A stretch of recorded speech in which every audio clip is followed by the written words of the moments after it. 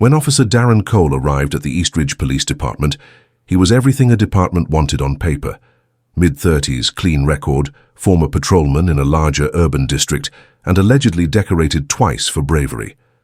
His transfer request was fast-tracked due to a supposed family relocation, and his file came with high praise from his last unit. But files don't talk, and no one had ever met anyone from Darren's past. Still, first impressions carried weight, and Darren made a hell of one. He was sharp in appearance, trim haircut, starched uniform, shiny boots. He shook hands like a politician and spoke like a man trained in diplomacy. Within days, he'd won over the department's top brass and settled into a rhythm as if he'd been born into the place. The rookies admired him. Veterans, though cautious, appreciated his quiet competence. His ride-along partner, Officer Ellie, Reyes found him polite, calculated, maybe a little too much of both. You memorize every code in the handbook or sleep with it under your pillow. She teased one evening on patrol. Darren chuckled. Just trying to keep you safe out here. To most, Darren was the model cop, but not to K9 handler Mike Brenner, or more precisely, not to Mike's partner, Rex. The first time they crossed paths, Darren reached down to pet Rex. The dog immediately stiffened, his hackles rising. He growled, low and dangerous, then erupted into furious barking. Mike yanked back on the lead, startled. Rex rarely reacted like that, not even to known criminals. Well, guess he doesn't like me, Darren said, raising his hands, a sheepish smile on his face. Mike narrowed his eyes. He doesn't usually bark at cops. Darren shrugged. Maybe I smell like cat. The incident was brushed off, but Mike didn't forget it.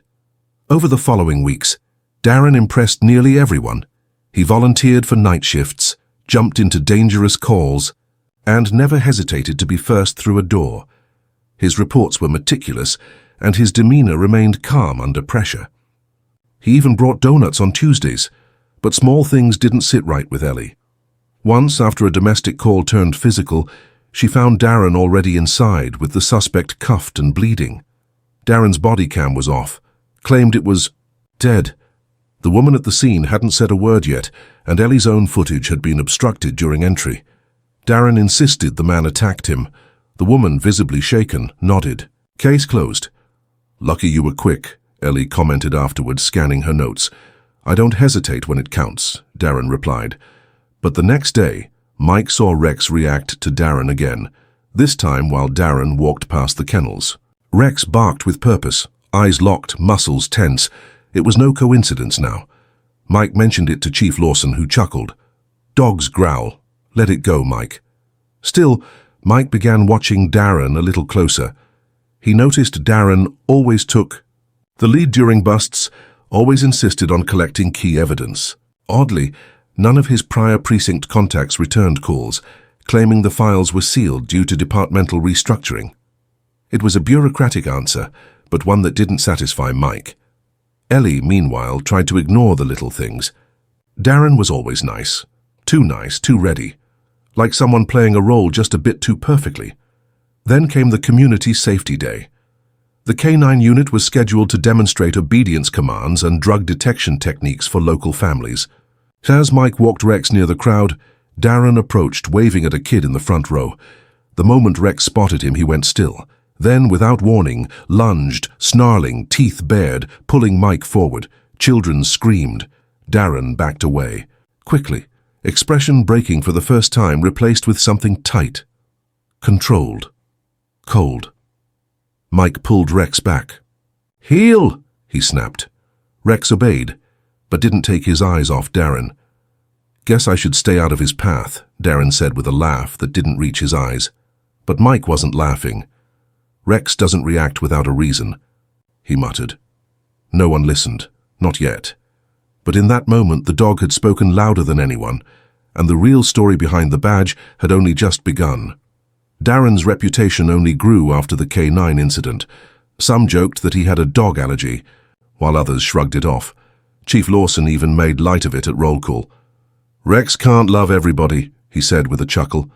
But behind the jokes, unease began to settle into the few who had seen Rex's raw reaction, especially Mike Brenner. Mike knew dogs better than most people. Rex wasn't just trained, he was intuitive.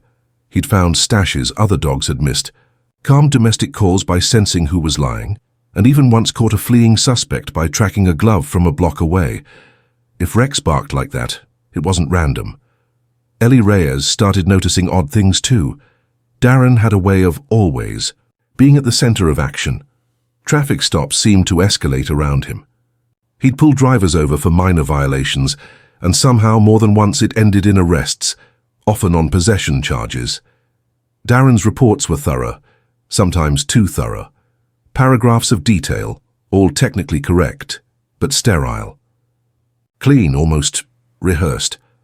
One night a call came in about a disturbance in an alley behind a liquor store. Darren and Ellie responded. They found a man unconscious, bruised and bleeding. No sign of the attacker, no witnesses. But Darren swore. He saw someone fleeing and gave chase briefly before returning empty-handed. Ellie stayed with the victim and waited for EMTs. As she looked around, she noticed something off. A black glove near a trash bin. She bagged it and added it to evidence, noting that it didn't match what the victim wore. Back at the precinct, Darren typed up the report. Ellie noticed he made no mention of the glove. When she brought it up, he dismissed it. Probably trash, doesn't fit the narrative, he said smoothly. That phrase stuck with her. The next morning, Mike found Ellie in the locker room and closed the door behind them. Rex barked again when Darren passed the kennels this morning. Same spot, same stare. I've seen him act like that maybe twice in 12 years, both times we were tailing dirty cops. Ellie didn't know what to say. It sounded ridiculous. Darren had been nothing but professional with her, by the book. Efficient, even kind. I think we need to dig a little, Mike said. Not accusing, just verifying. Ellie nodded, though her gut twisted. Later that week, while reviewing Darren's recent traffic stops, Ellie saw a disturbing pattern. 3 separate drivers, each with minor violations, had been arrested for possession. In each case, Darren had found contraband during a routine search. The drugs were always small amounts, always neatly sealed in plastic, and always found under the same section of the passenger seat. Too similar. She requested the dashcam footage and re-watched them. One video had a 15-second blackout. Another had Darren's body positioned perfectly in front of the lens as he searched the car. The third ended early, with Darren saying the system glitched out. Her pulse quickened. Something was wrong. But without proof, all she had was suspicion. She decided to confide in Mike. Together they started rechecking Darren's incident reports and booking logs, quietly, carefully. And as they dug, a troubling possibility started to emerge. What if Darren wasn't just aggressive? What if he was planting evidence? Then something strange happened. One night Ellie went to the evidence room to double-check a file. She found the door ajar. Inside she caught Darren alone, sifting through a sealed evidence bin. "Didn't mean to startle you," he said, his voice cool. "Looking for an old file, thought I'd check it myself." He smiled, but there was no warmth in it. Ellie forced a nod and left, heart pounding.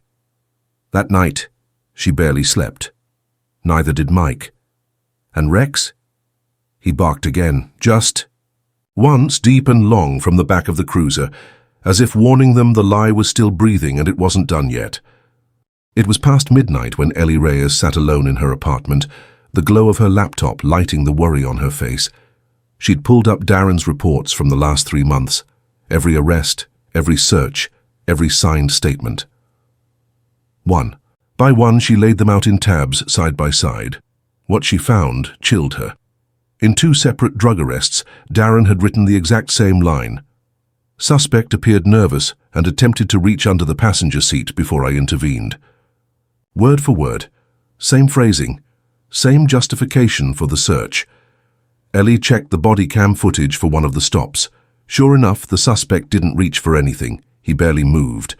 In fact, Darren had opened the passenger door himself and retrieved a small bag from underneath, neatly sealed. Too neat. She printed the reports and stuck post-it notes on them. Then she called Mike. They met in the station's parking lot the next morning before shift change, standing by Mike's cruiser while Rex sat inside, watching silently through the cage. "He's copying arrest details," Ellie said, voice low. Different suspects, different cars, same lines in the report. The body cam footage doesn't match. Mike crossed his arms. You think he's planting? I think he's lying, she whispered. Mike looked at Rex, who thumped his tail, once without looking away. Rex knew before we did. That day Mike took a step further. During his lunch break, he accessed the state's internal officer directory from his terminal. He searched for Darren Cole. Nothing came up. He tried other variations, checked the supposed precinct Darren had transferred from. Again, nothing. It was like Darren didn't exist in any official law enforcement database prior to his arrival in Eastridge. Mike called a friend who worked in the State Bureau of Investigations. Off the record, of course. Either your guy changed his name, the agent told him, or he was never a real cop to begin with. Mike hung up, heart pounding. Later that afternoon, Mike stopped by the evidence locker. He struck up casual conversation with the clerk, a young officer named Travis, who always left his login terminal open while organizing paperwork. Hey, remember that possession bust Cole did on the 12th? Mike asked casually. Which one? He's had 3 this month, Travis said, sorting manila folders. Mike pointed to the nearest keyboard. Mind if I check something real quick? Travis shrugged. Knock yourself out. Mike opened the logbook index and searched for the sealed bag from the 12th. Instead of seeing a scanned intake label or full chain of custody, he saw one word, pending. No signature, no photograph, no lab request, nothing. Mike's chest tightened. He checked another case, same thing. The drugs were logged but not officially filed, meaning if they disappeared tomorrow, there would be no trace they ever existed. That evening, Ellie found Mike in the briefing room before patrol. She looked pale. I think he knows, she said. Mike raised a brow. What happened? I went to talk to the booking clerk. Asked if she remembered anything odd about the glove from the alley incident. She said the file had been closed and the evidence cleared. I never cleared it, Mike. I never signed off. Damn it. Then, as if summoned by the tension, Rex barked once from the hallway. Not a loud bark, not aggressive, but deliberate, focused. Mike stepped outside and saw Darren walking past, eyes straight ahead. He hadn't flinched at the bark, but he hadn't ignored it either. Ellie turned to Mike. What do we do? We document. Quietly. Back up files. Print everything. Talk to Lawson when we have something solid.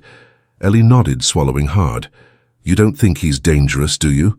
Mike didn't answer right away. Instead, he looked at Rex, who stood at attention, staring toward the hallway where Darren had vanished. He's hiding something, Mike said, and Rex doesn't growl at shadows. The lie wasn't just beneath the badge anymore. It was inside the building.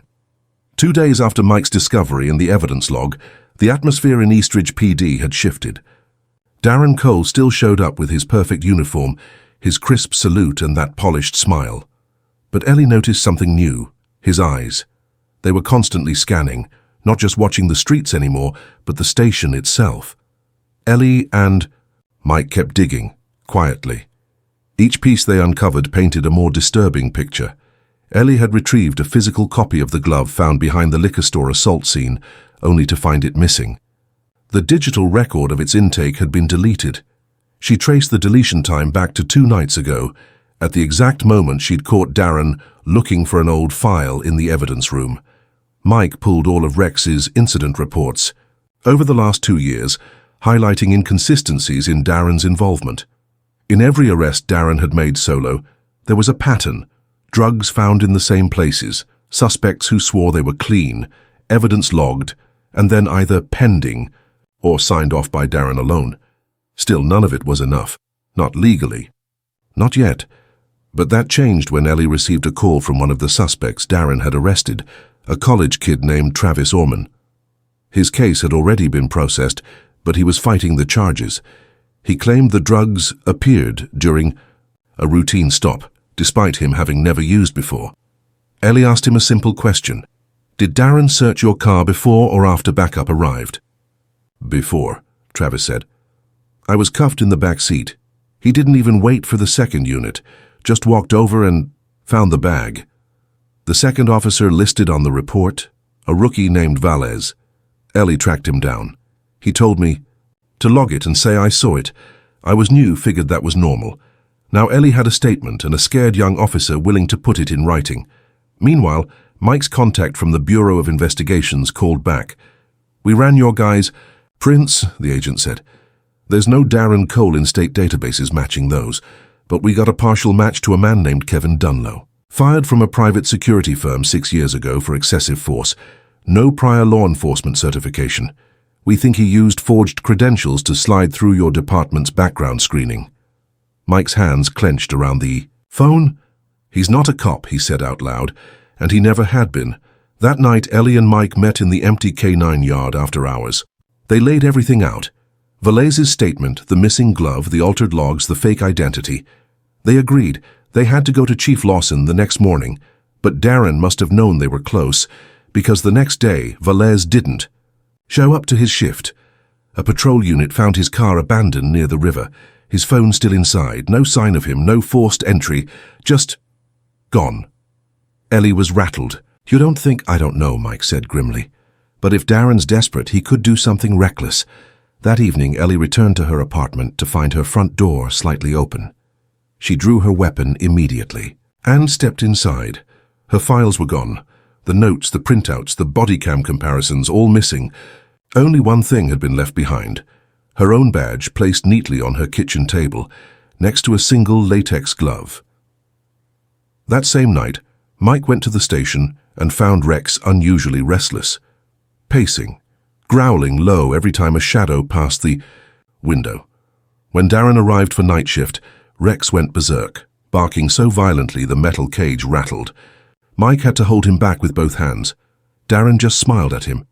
"I think your dog's broken, Brenner." But Mike saw it then. The smirk, the stillness in Darren's face. There was no more mask. Rex had seen through it first, and now, finally, Mike and Ellie had too. The only question left was, would they survive long enough to expose the truth? Officer Valaise was still missing the next morning. The station was tense. Officially, it was being treated as a mental health concern, a stressed rookie who walked away from the job. But Ellie and Mike knew better. Valaise was scared, yes. But he hadn't just vanished on his own. Chief Lawson held a closed-door briefing. He looked haggard, pale even. "We'll find Valaise, but right now I need everyone focused on the job." His eyes flicked to Ellie and Mike for half a second longer than anyone else. Then abruptly, dismissed. Back in the hallway, Ellie leaned toward Mike. "He knows something's off," she whispered. "Maybe," Mike said. "But Lawson won't act without undeniable proof. Right now, all we have is smoke, and a dog that won't stop barking at a ghost." At that moment, they heard claws scratching from the end of the hallway. Rex was standing outside his kennel, tense, ears forward, tail low. His gaze locked down the corridor as Darren strolled by, sipping coffee like it was just another Tuesday. "Morning," Darren said. He paused. "Rex still hates me, huh?" Rex let out a low, simmering growl. Mike didn't say a word. That afternoon, Mike drove to the river where Valaise's car had been found. The engine was off, but the doors had been unlocked. Inside, the only sign of recent activity was a smudged fast food wrapper and a single pen. Standard. Issue from the department. But it had been cracked open and hollowed out. A message was stuffed inside. Mike carefully unrolled the strip of paper. "He's not who he says he is. Check locker 143. Mike's heart pounded. Back at the precinct, Ellie intercepted him as he returned. She had bruises under her eyes from lack of sleep, and her hand clutched a flash drive. "He stole everything," she said. "But I had backups. I keep encrypted copies of case files on my old phone." Darren didn't get that. Mike nodded. "And Valaise left us a clue. That night, under cover of routine inventory, they accessed locker 143, a small auxiliary storage unit on the far end of the evidence wing. It was listed under a fabricated alias, D. Coleman. Inside, they found a duffel bag. It contained a burner phone, 2 sealed drug packets, a wallet with 3 different IDs, and a flash drive. Marked Cops Dirty Ellie stared. "He's not just planting drugs. He's framing people and maybe collecting blackmail." They took the contents to Chief Lawson that night. At first, Lawson was skeptical. Then Mike played the flash drive. It contained audio recordings, Darren's voice, edited segments from traffic stops, staged calls, but one clip was raw and unedited. Doesn't matter if they had it or not. They will once I'm done with them. Chief Lawson froze. He leaned back in his chair, face pale. Dear God. Then the building went dark. The station's power cut out. Backup lights flickered on, low and dim. Over the radios came static, then a garbled transmission. Shots fired near West Canal, unit down, repeat, unit down. Ellie instinctively reached for her belt radio. What the hell is going on? Mike pulled out his phone. No signal. Suddenly they heard it. From outside. A single bark, sharp, urgent, Rex. He was outside his kennel again, and then the front doors of the station creaked open. Darren stood there in plain clothes, eyes cold. He said nothing, just stepped into the building slowly, confidently. Mike raised his voice. You're done, Darren. Darren tilted his head. Is that so? He reached into his coat slowly, and Ellie drew her weapon. But before anyone could speak, Rex bolted down the hallway like a bullet, snarling, full charge, straight at the man, who never should have worn a badge, and Darren finally flinched, because even monsters get scared when the truth comes at them with teeth. Rex launched himself with explosive force, snarling as he shot through the hallway toward Darren Cole. Darren spun, reaching inside, his jacket but not fast enough. The German Shepherd hit him square in the chest, knocking him off balance and to the ground. A handgun clattered across the tiles as Rex latched onto Darren's arm with unrelenting force. Ellie moved fast. Rex, out! Trained to release on. Command, Rex backed off, hackles still bristling. Mike was already moving, boot-kicking Darren's weapon down the hall as he slammed a knee into the imposter's back and cuffed him hard. Don't move, Mike growled, but Darren only laughed. You think this ends with me? You've got no idea what's buried under this place. Chief Lawson stood in the doorway, eyes wide. Get him in the interrogation room, now. They dragged Darren down the hallway, Rex walking beside them, eyes locked. For the first time, Darren didn't smile, didn't smirk. He stared at the floor like he was calculating something. In the interrogation room, Darren sat, cuffed, bruised, but composed. Ellie plugged in the flash drive they'd recovered from locker 143 and projected it on the wall-mounted monitor. The screen showed a map, Eastridge and beyond, with marked locations, voice memos, and names. Darren leaned back. You know what happens when you poke the wrong anthill? The whole thing collapses, people get hurt. You're not a cop, Ellie said. You never were. No, Darren admitted, but you know what I am. Effective. I put more people away in 3 months than most of your guys do in a year. With fake drugs, framed evidence, and threats, Mike spat. Darren's jaw twitched. Some of them deserved it. Ellie turned to Chief Lawson. We've got him, with this and Velez's message. But Lawson held up a hand. There's something you both need to see. He walked over to his locked filing cabinet and removed a thin, sealed envelope. This arrived 2 weeks before Darren did. No return address, just instructions from someone claiming to be internal affairs, requesting Darren's infiltration be kept quiet. They claimed he was deep cover, sent to root out corruption. Ellie's mouth dropped. So you knew he wasn't real? Thought he was undercover, Lawson said. They sent fake credentials, fake backstory, everything. I was told not to interfere or alert anyone. Mike stepped back, stunned. You brought him in blind? No verification? You just trusted a letter? I followed protocol as best I could, Lawson snapped. We were told to keep our distance and observe. Well, we observed, Ellie said coldly, and a rookie vanished because of it. Just then, her phone buzzed. A text. Unknown number.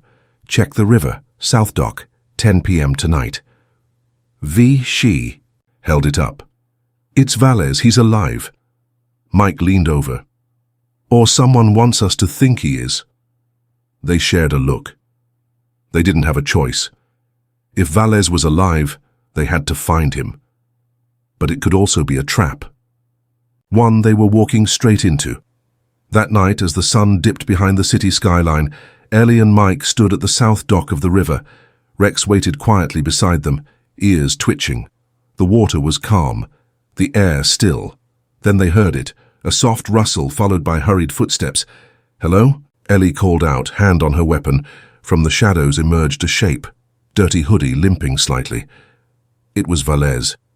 "You shouldn't have come," he whispered hoarsely. "He's not alone. There's more. People in the department. Records. Dispatch, he had help. They're not just corrupt, they're running something bigger." "What kind of something?" Mike asked. But before Valez could speak, a gunshot cracked the air. The bullet hit the dock inches from Rex, who sprang forward as more shots rang out from the dark trees behind them. Mike tackled Valez to cover. Ellie returned fire, ducking behind a crate. They were surrounded, and somewhere in the shadows, the real enemy waited. Gunfire cracked across the riverbank as Ellie dragged Valez behind a rusted shipping container. Mike crouched low behind a crate, scanning the tree line. Rex lay belly to the ground beside him, eyes trained, growling softly. 2 shooters, maybe. 3, Mike shouted.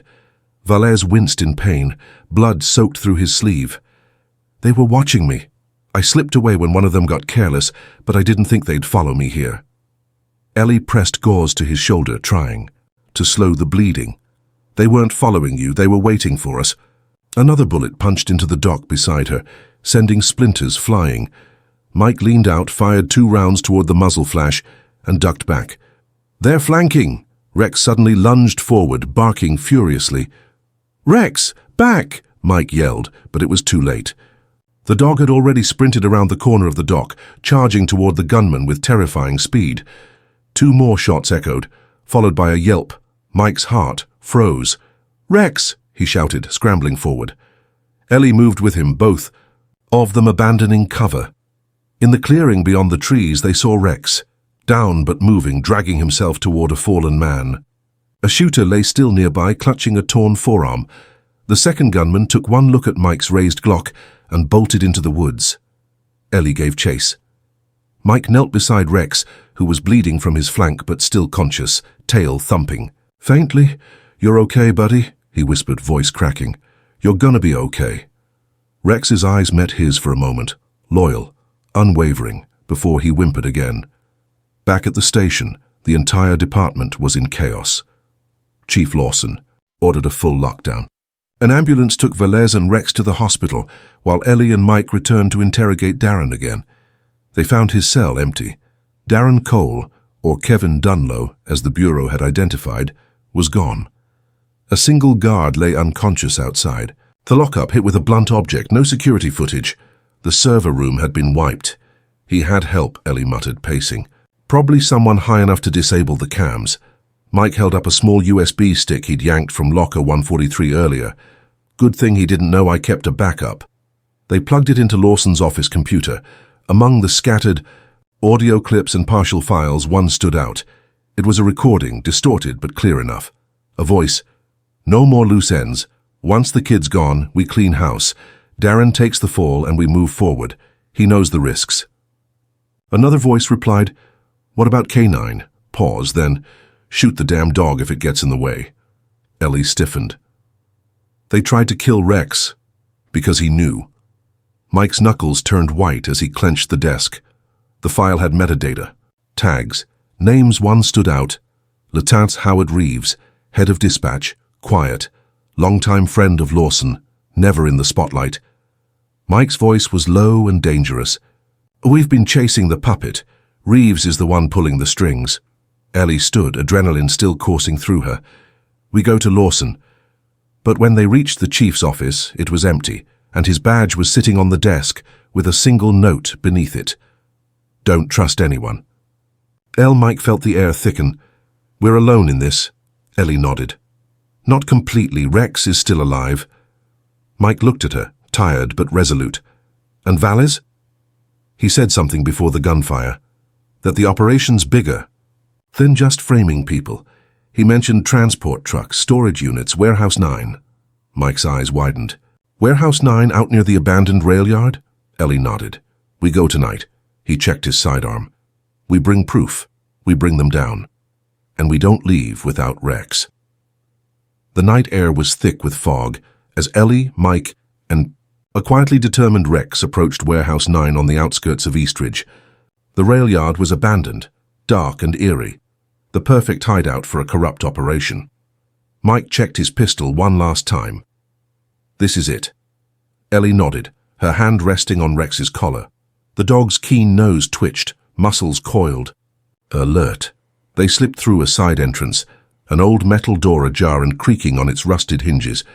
Inside, the warehouse was cavernous and dimly lit by flickering overhead bulbs. Rows of crates and pallets stretched into shadows. Suddenly, muffled voices echoed from deeper inside. Mike motioned for silence as they crept closer. Ellie pulled out her phone, capturing the audio through the open doorway.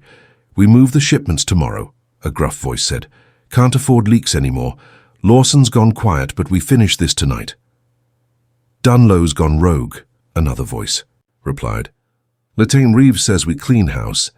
Ellie's stomach dropped. The conspiracy was real and far-reaching. Rex suddenly growled low, nose pointed toward a stack of crates. Ellie froze. From the shadows, a figure emerged. "Valles." "Thought I was dead, didn't you?" he whispered, limping toward them. Mike helped him up. "We're glad you're alive," Valles grimaced. "I've got the keys to the storage rooms. Let's end this."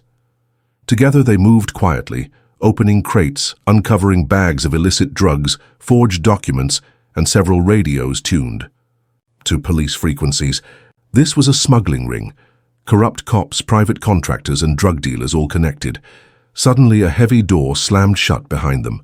Floodlights snapped on. Armed men in tactical gear emerged from shadows, guns raised. "Freeze!